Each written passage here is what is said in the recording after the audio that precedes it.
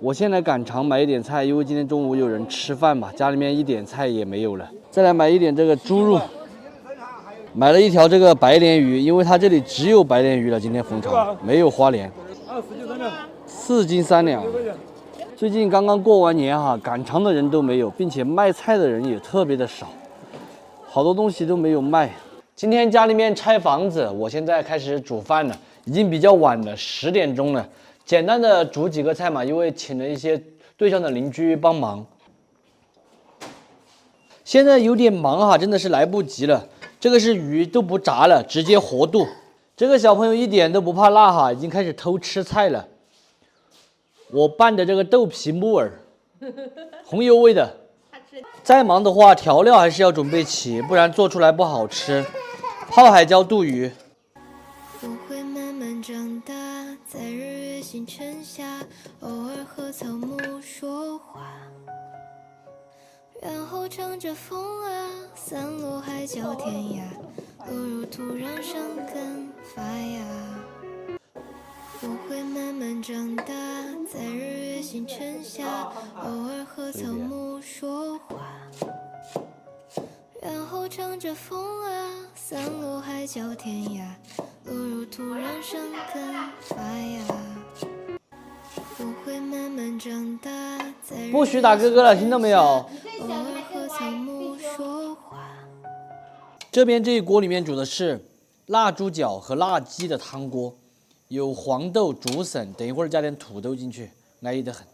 这一锅煮的是一个3鲜汤，有酥肉、新蛇肚，还有丸子，再放点趴趴儿菜进去一起煮。活肚的就是料炒好过后啊，放进去煮起。记住一定要用小火，大火煮出来就是一锅浆糊。放一点葱黄就要准备出锅了。这个鱼真的是肚来安逸。其实肚鱼的话，最好是不要去咬，直接倒更方便。喂，吃饭了，过来。好。这个炒回锅肉哈，可是我的拿手菜，1斤多的五花肉比较多，放了一点姜、葱、蒜、豆豉，还有白糖，2年陈酿的红油老豆瓣儿。回锅肉的话，也不要熬太干了，太干了不好吃。下鹅巴劲儿，满满的都是食欲。其实做厨师挺好的哈，别人都还在干活，其实我偷偷的吃了几片的。这就是厨师的好。这个是我们家的香肠哈，挑丝留了一点，特别的好吃。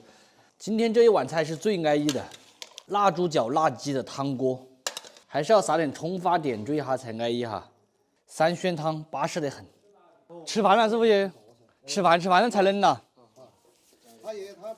开车不喝嘛？开车不喝，你不开车的可以喝点啤酒噻。不要这个啊？要得。晚上喝了就。去，随便加点吃哈，没整啥子菜，没时间的。就像我这香肠嘛，好不去，有点冷呐。哎。对，最后3年青蛙脚了没得啊？